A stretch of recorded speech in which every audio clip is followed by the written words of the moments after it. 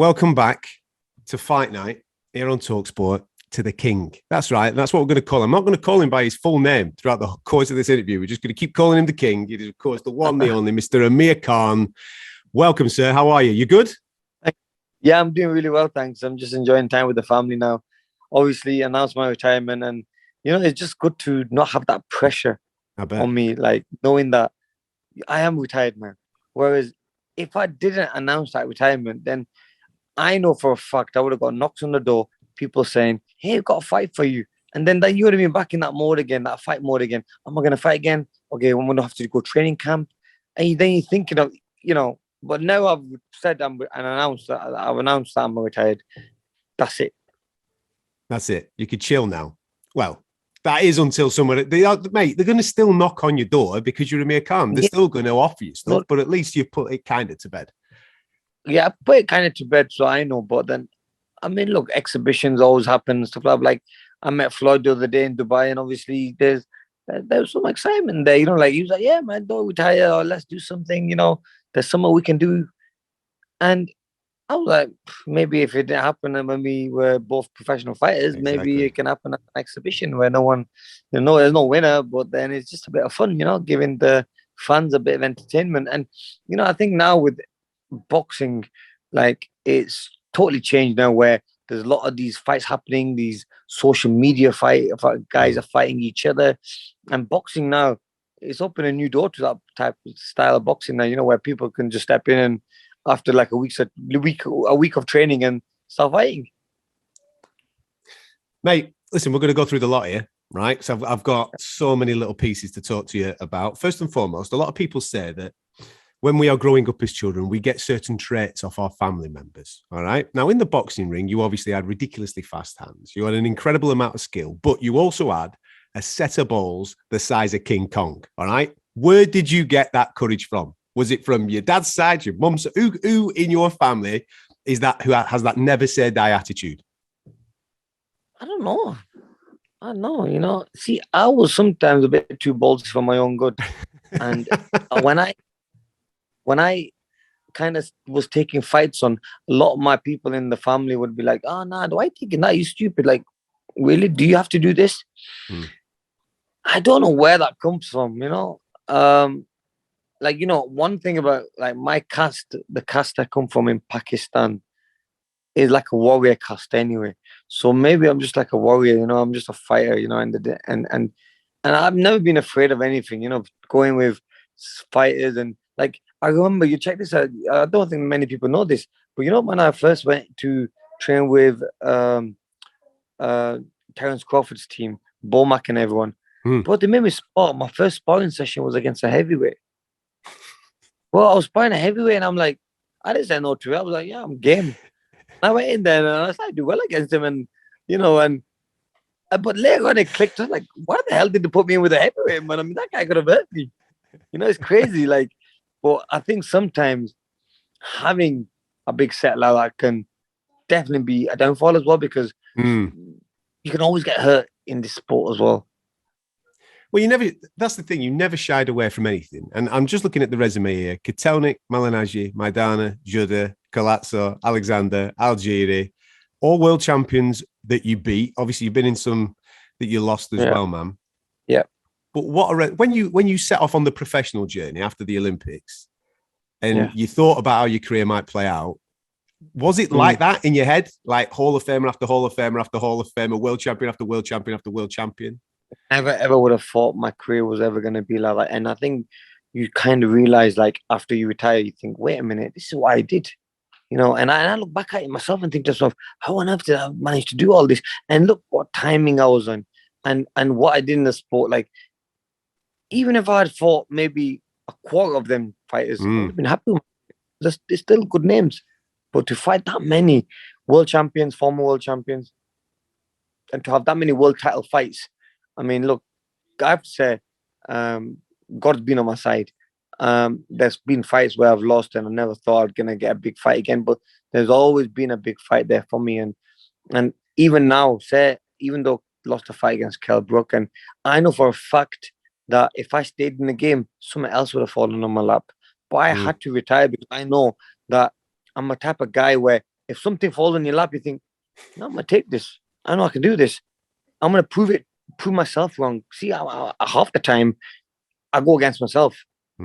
I know that I may not be the same fighter as I was maybe 5-6 years ago, but like I'm not. No, I'm okay. I'm good. And then I'll go against myself. And I think the best move was obviously listening to the family and my wife and everyone saying that, look, call it a day, man. Why do you want to enjoy what you made in the sport as well, instead of, God forbid something happens.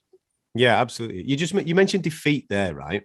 You seemed one of those athletes that could deal with defeat relatively well. What was it like in reality? For example, let's go back to the first one, that in professional terms against Prescott, because that's probably the biggest shock in the whole career.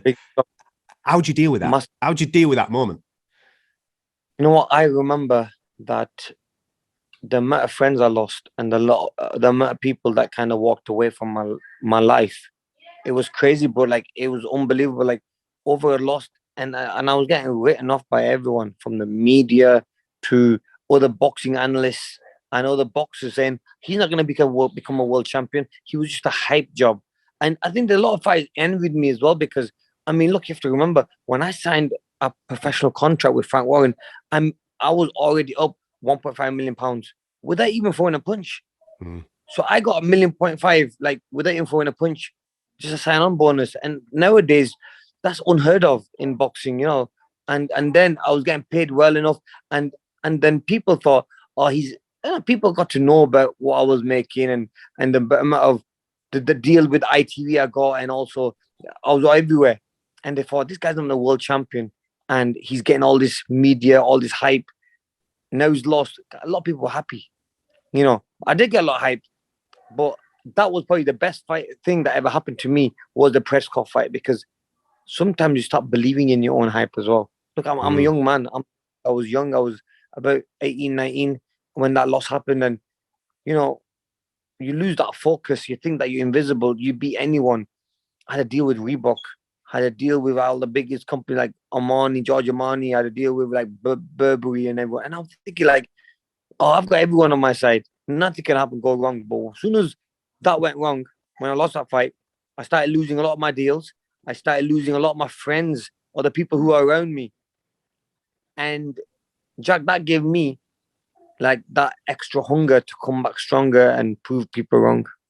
Well, you managed to do that within 2 fights, because within 2 fights of the Prescott defeat, you're fighting Marco Antonio Barrera. Now, okay, it's not Marco Antonio Barrera from years gone by, but it's still Marco Antonio Barrera. You're still a young lad. Did you know Antonio Barrera's fighting against Mwikia in the next couple of months? Yeah, I think. Exactly, man. Exactly. That's going to be crazy, yeah? But then to be back in a situation, literally within 2 fights, fighting a legend like that, what's the pressure like walking to the ring that night? Because that's a fight that you've got to kind of win if you are going to go on to do what you ended up doing. If I'd lost that fight, then I think that's me done. I knew that I made a mistake in the Prescott fight. I was still at 135, even though it was being really hard me making my weight. I kind of got a nutritionist on board to kind of help me make my weight easier. Whereas before I was just killing myself, and I thought it was okay. That's what was making me a little bit punch resistance. And I thought that, but I had known that I've just had a brilliant camp. At the same time, what gave me extra confidence was when I was training with Freddie Roach. So I was training with Freddie Roach when I fought against Marcos Antonio Barrera. When I was fighting him, I was sparring with Manny Pacquiao for that fight. Yeah. So if you think about it, like, I've had like a wonderful, like go looking back at it and stuff like it's been nothing but it's been amazing, man. What's the best win? When you look at, I mean, you've had a few, man. What's the best win? In a fight for me. Best win for me. Well, there might be 2 ways of looking at this then. What's the one that you look back at that means the most? And then what's the one that you look back at and go, do you know something, that's the best performance? Might not necessarily be a world championship fight or anything like that, but that's the when I was at my best. The fight that shows who Amir Khan is that fight against Marcos Maidana. Marcos Maidana. Because, if you want to say, Amir, what was your fight like? Or what were your fighting style like? Or what were you like? What I like as a fighter? You just play that fight. Go just watch this for 12 rounds, 45 minutes. Because I think that shows the speed, the movement, the power, the heart, which I had to show in that fight. Because I had a prime Maidana who had not lost, who was literally knocking everyone out. And Mate, I remember pre-Mayweather, and he gave Mayweather a lot of trouble in that first fight, man. Pre-Mayweather, exactly. He gave him hell, and I remember I was fighting against Kotelnik to win that WBA title. I beat him, and then the mandatory of my fight would have been the winner of Maidana versus Victor Ortiz. Now, I fought Victor Ortiz in amateurs and knocked him out in 3 rounds. But when I saw that fight and I saw this Maidana guy who no one heard of, yeah, I was, oh my God, if I beat Kotelnik, I'm going to have to face this animal. Like, bro, like sometimes you look at some fights, you think, oh, I don't need that. You know what? It would have been mandatory. And honestly, like, I was being serious to myself. I thought he could take a good shot. Fine, he was put down, but he would get back up again. Man, he could bang, and he had movement, and he had that body. When you look at someone's body, and he has that strong, looking lean body, and I thought, oh, it's going to be a war against him. But let's just take it fight by fight, you know. But yeah, Maidana was probably the hardest hitting guy, and I think why I'm saying that is because, you know, when I fought against, the hardest hitting guy I probably fought was Canelo. Now, he knocked me out with that one shot. Sometimes it's better to be hit with that one shot and been out. It's only that one big shot you've been hit with. With Maidana, I don't remember nothing after the fight. I don't know who won the fight. I just remember bits that I will remember being in the back of an ambulance in Las Vegas, going to the hospital for a test, you know, when they do the medical test. Yeah. Then I remember, no, I don't remember. I remember walking into my room at the Mandalay Bay Hotel, but I don't remember who put me to bed, how I got to bed, nothing. I don't remember having a shower, nothing. So, you know, that shows that's how strong this guy was. You know, he was an animal. And you don't need too many fights like that in your life, because that took a lot out of me. But at the same time, it made me as well, in America especially, it made me the name I wanted to be. Well, they gave you Fight of the Year that year for that particular fight. That performance was unbelievable. And you're right to what you say. That is, if you say Amir Khan, show them that fight, that's Amir Khan. For me, your best performance was Devin Alexander, just for reference. I thought you personally that night was at your very, very best. Yeah, I thought that was your very, very, very best performance. Yeah. But as a fight, that was a bit... I already forgot about Devin Alexander. Saw them punches the head, brother. I think like Alexander fought as well. I was thinking Zab Judah was a good performance as well. And it was a good name at the time as well. So like, yeah, I fought a number of people, and you know, like boxing has been good. And these are guys who I was watching when I was coming up. I remember watching the Mayweather and Zab Judah fight. I remember watching Nassim Hamed and Barrera. I remember watching like, you know, obviously I was there when someone was watching Victor Ortiz and Maidana. I went and fought these guys. Yeah. So it's crazy that sometimes, you know, you end up being in the same ring as them, and it's much. Do you regret taking any? Obviously, the people will always look at you stepping up to middleweight, taking on Canelo. Do you ever regret anything? Because I would have always pinched myself and thought, what would have happened if I took that fight against Canelo? Like, why did I not take it? And if I didn't take it, but look, now I've taken it. I showed my heart, and I knew that it was going to be a hard fight, and I'm glad I took it, you know. And look, since then, Canelo's just a beast. Look what he's done in the sport of boxing. He was always a good boxer, good fighter, big puncher. He's not fighting like heavyweights. He's fighting like heavyweights now. Exactly. It's ridiculous. Can you believe that? And so at least like I said, look, I was stepping in the ring. And it's funny because I was just telling, I had an interview the other day. Now, Canelo and Crawford were the two like pound for pound best fighters in the world. In their front living room, they've got a big poster of me. And then, can you believe that? It's crazy, isn't it? And I've seen it on 24/7. And it's crazy because like, even though like I'm from England, but these are American and the pound for pound best fighters of the world, like they've got me in their front room. So they will see my face every day, you know. And it's a nice thing that, you know that like they appreciate. Of course it is. You know, you feel a little bit respected. Of course, mate. And right, and you rightfully should so. When I look down the resume, it feels weird that a Mayweather or a Pacquiao is not on that resume, that a fight with them didn't materialize. How close were either one of those fights? Very close. You know, with Mayweather, I remember doing the deal with Al Heyman, and they said that they were gonna only pay me something like, I think it was about $3-4 million, and I said no problem. It was like, and no pay-per-view, nothing. And I said, you know what, I'll take it. I was at the peak of my career then. I'll just beat Zab Judah, I think it was, yeah. And I just wanted my opportunity to fight him and do really well against him or beat him, That's what I had in my mind. That fight, I took a massive pay cut, and I said, look, I'll do it. Knowing what he was making. But that fight just never materialized. Then he did a vote against me when later on in my career. Yeah, I saw that. When Maidana and me. Obviously, I won the vote, but still wouldn't fight me.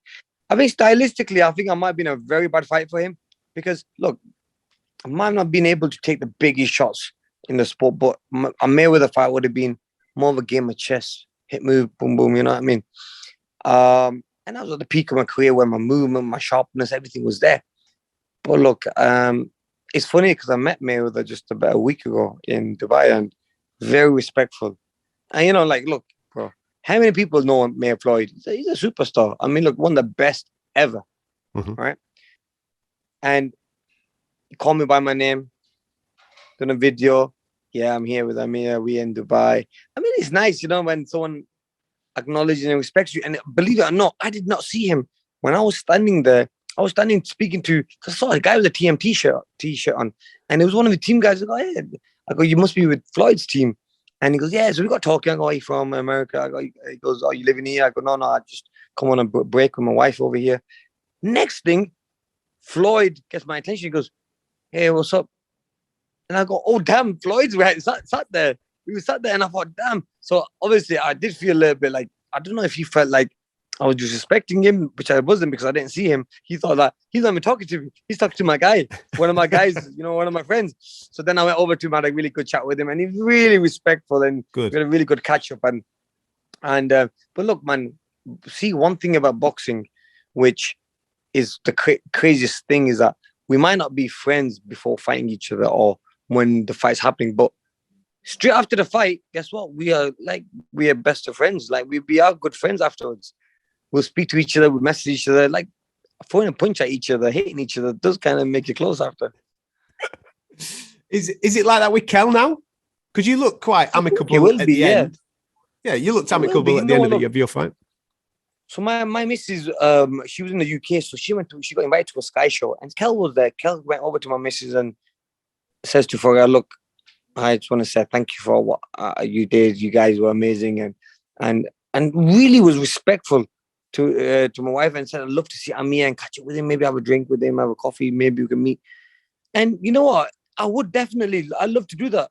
I'd love to go out with Kell and maybe have dinner with him or have a chat with him, because we've not liked each other for such a long time that I wouldn't use the word hate, but liked each other, because I think now that we've punched it out, let's go for dinner and be friends, because our names together were mentioned for many years. Yeah.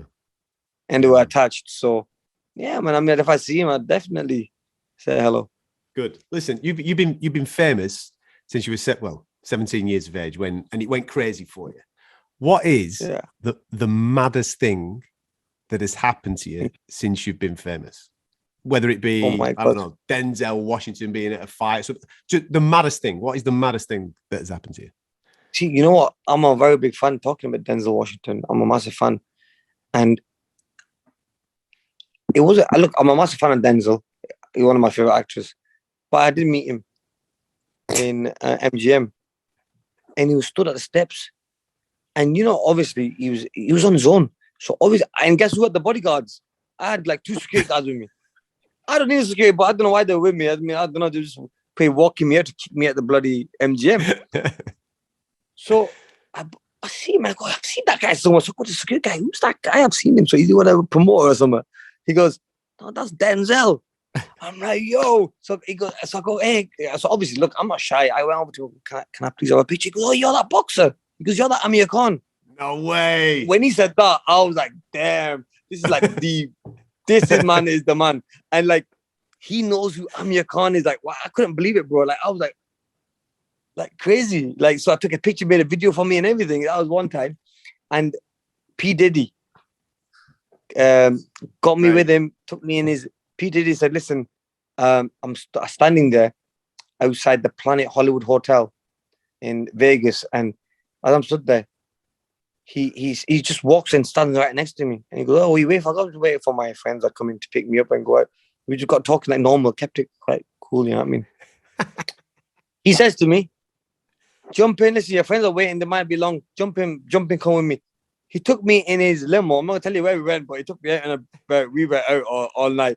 I was out with him till like 4 o'clock in the morning, bro. Like crazy what boxing does, and in America, especially, like, you know, when you're like, the respect you get in boxing is something else, bro. Like, honestly, like, they love boxers. All these famous people love boxers for some reason, and I've been very fortunate to be rubbing shoulders with them, and then even like the girl from Baywatch, who's the really famous Baywatch one? Pamela Anderson. Crazy. Pamela Anderson. Get lost. Serious. Bro.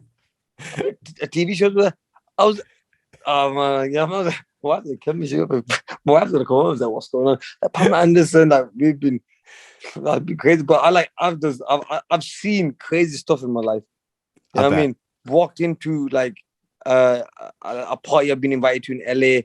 There's J-Lo's been there, and bro, like, honestly, like, and sometimes in situations you can't pull your phone out. I can't act like a fanboy because they're gonna be like, because I'm bringing my credibility right down. So I have to act a bit cool, like, yeah, it's cool. Hello, Jennifer. How's it going? Like, I swear, Jennifer. Bro, like, are you Jennifer? Hi, Jennifer. You know, you just acknowledge them and you don't stare at them like you're shocked. You just you shake hands with them and you walk away. Pretend it's normal. That's it. But deep down, you stand there, you kicking yourself, say, "What the hell? Walk around, just give her a hug or give her a kiss on the cheek."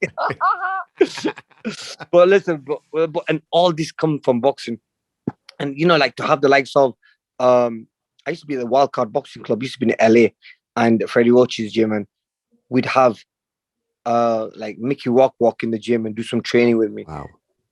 And then one of the other, who's one of my favorite actors, who's married to that Victoria's Secret model, I forgot his name now. I like that you remembered that he's married to the Victoria's Secret model. Nice girl as well. She's really cool. What's it called? I think what's it called? It'll come to me. It'll come to me, brother. It's the one. It's on my tip of my tongue. But what was he in? He's like the action guy. There's loads of action guys in here. In a Hollywood, made a massive name. Jason Statham. Jason Statham used to come and train with me in the gym. What a lovely guy. He come in the gym. He walked in the gym one day, yeah? Me and Manny Pacquiao sparring. He's come to the gym to see me. Not Manny. He's come to see me. And Manny at that time is pound for pound. And bro, like, imagine that, like, that's love, you know what I'm saying? And I'm like, wow. And Manny walks over to him and goes, so he's come over to me, stood in the corner. Ami, how's it going? Yeah, wicked. Oh, yeah. Give me some tips. And Manny comes after and goes, I watched your movie last night. Manny, you know, Manny speaks seriously. He goes, you same man? Are you the same man? I watched your movie last night. Like it was funny. And he's like, yeah, man, it's me, Manny, I'm Jason. This is nice to meet you. But he was all with me, you know what I'm saying? It was crazy. So, like, we had such great times. Like, one thing about America was, you know, it's the best thing I ever did, go to America and train there, because it opened my mind up. I think it built my popularity up differently. And it's been nothing but fun, man. And I think that's one of the reasons what kept me in boxing for such a long time. Because you think about it, look, over 20 years in the sport as a professional, you know, almost. And it was because going to America, it's new things. I used to buzz off going training camp because I know who it's going to be. It's going to be like a holiday for me. It was awesome. You've given so much back as well. I know that you're incredibly busy with your own foundation and various charities that you're involved with. What's next for the foundation? What's the big plans? What are you thinking of doing? So what we've just done now is obviously Ramadan just finished. So we went to different countries and we distributed food aid for those people who obviously can't open their fast with food, you know. And it's crazy because these are Muslims around the world as well. who are fasting, still knowing that they may not have food at the end of the day for themselves. So obviously, I did a big campaign where we raised a lot of money. And look, all the money is not from me; it's from amazing people who donate to the Amir Khan Foundation. I thank them for helping me, supporting me to do this. And then we are doing a lot of for child labor. I'm focusing on a lot of that as well, because it's happening a lot around the world. In the UK, we do a lot as well, feeding the homeless. Around like Manchester, in cities, we travel, we feed the homeless. And you look how nice it is. Like, these homeless people have been on the streets, freezing cold. To go over, give them a nice jacket, give them a warm jacket to wear, and their clothes will be wet. And I've gone on giving shoes to them. And then to even get them like a hot meal, there's a hot meal there for you. And I'll even sit there sometimes, eat with them. Yeah, man. Because I'm eating the same food as them. I go, look, if you're eating that, I'm eating the same as you. And I'll sit there and have a conversation and eat with them. So, that kind of stuff makes me, it brings your feet down, keeps it on the ground, and shows you that how God's been so kind, giving me so much in life. And that's why I like to go out there and do more. Are you doing any more reality TV? My wife loves your BBC show, mate. She loves your wife's fashion. She's keeping up to date with everything that your missus is up to. Obviously, you've done Celebrity the Jungle. So come on, what are we doing? Any more? You know what? The jungle thing, I didn't say it as a joke, man. I said, oh, you know what? It'll be nice to go back in there. But to be honest with you, I'm just scared of them snakes and spiders. That's the only thing I'm scared of. That's why I probably would be okay doing on that show, and heights as well. So like, I'm not really had a good experience going in the jungle. I mean, I'm getting caught eating them strawberries, and that was me just being silly. But I can't believe how much hype there was on that. I heard that it was all over the newspapers that Amir is so bad, he ate the strawberries. It was going crazy, innit? Yeah. Man, come on, give me a break, man. £1 strawberries. Come on. You know what I mean? So yeah. So I'm gonna continue the BBC show Meet the Khans. I think it shows us on a good light and how we are as a family.